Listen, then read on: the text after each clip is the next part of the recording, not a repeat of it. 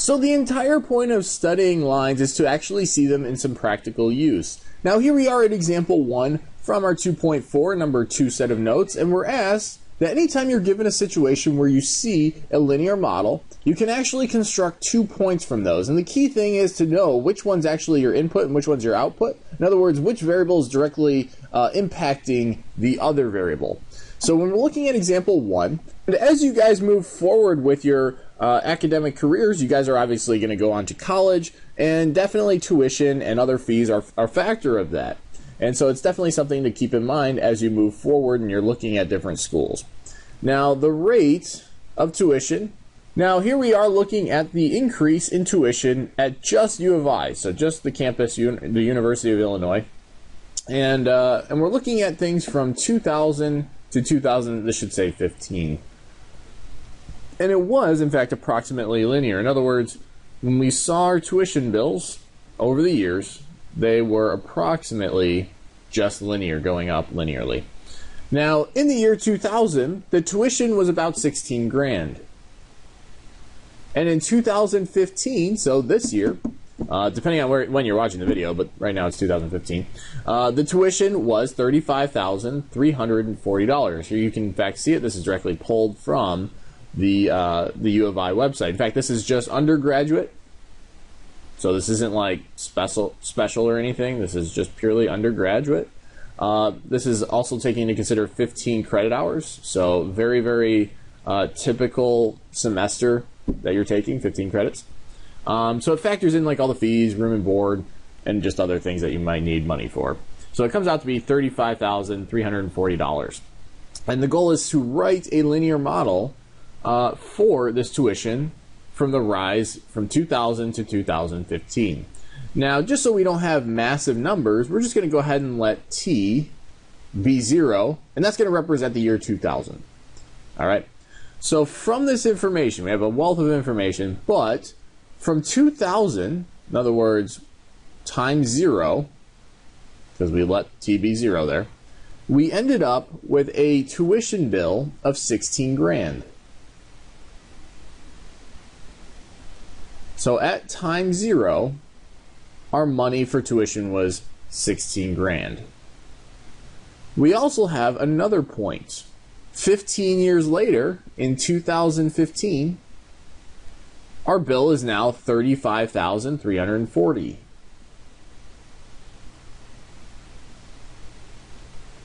So here are our 2 different points over time. It's kind of like if we just look at our graph here. In 2000, in other words, time 0, how much was that money?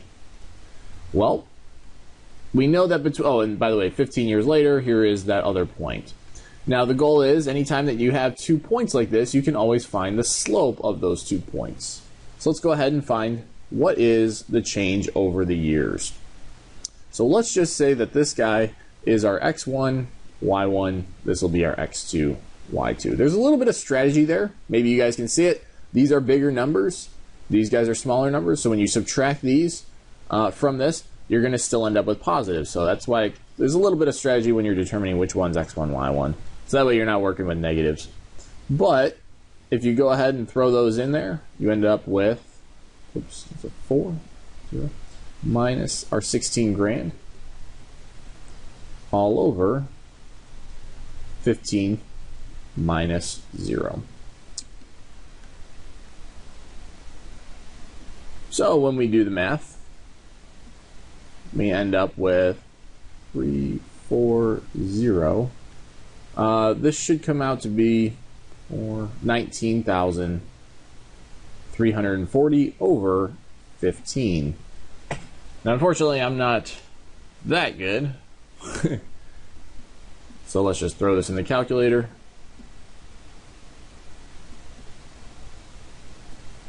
All right, so we are going up by $1,289.33. And so again, that comes out to be about $1,289.33. Now, again, that's just the rise in tuition just per year. So every year, U of I is pretty much rising that price up by close to $1,300. Now, we still, though, have to write the linear model for this entire scenario. So we have the slope, and we have a point. We actually have 2 points to choose from. So we can go ahead and use point slope. Let's go ahead and use point slope with this one. The reason why is we see a 0 there, and a lot of nice things happen anytime you have a 0. So we have y minus y1 is equal to m times x minus x1. This, again, is our point slope that we're going to go ahead and use to construct the equation of our line here. We also have that point 0, 16,000. Going ahead and throwing our values in, here's again our x1, y1. We end up with y minus y1 is 16,000 is equal to our slope, $1,289.33 times our arbitrary x1 minus, our arbitrary x minus our x1 is just 0.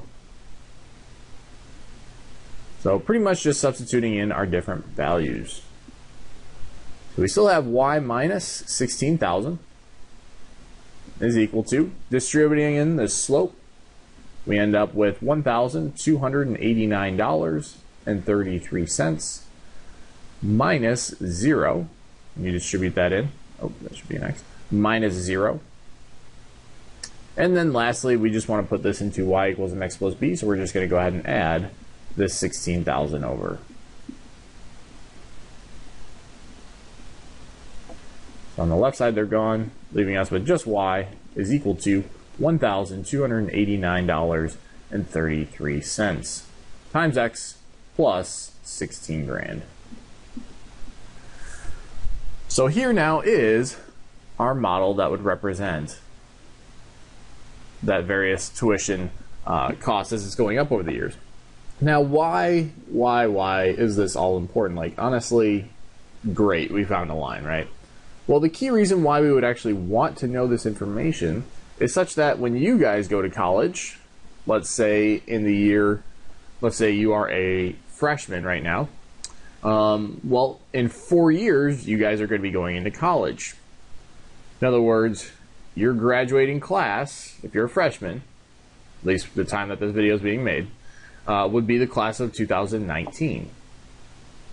And so pretty much all you'd have to do to determine the cost of this thing is throw in 19 in here.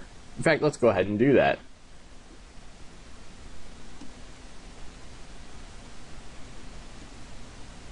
If we were to plug in 19, we end up with that multiplying it by $1,289.33. We end up with 24, close to 25, or 24,500. But then we have to tack on this y-intercept of plus 16 grand. So if you are a freshman right now and you're thinking about U of I in the year 2019, your tuition bill that you're roughly going to expect is close to $40,000 and $40,500. All right, so that's really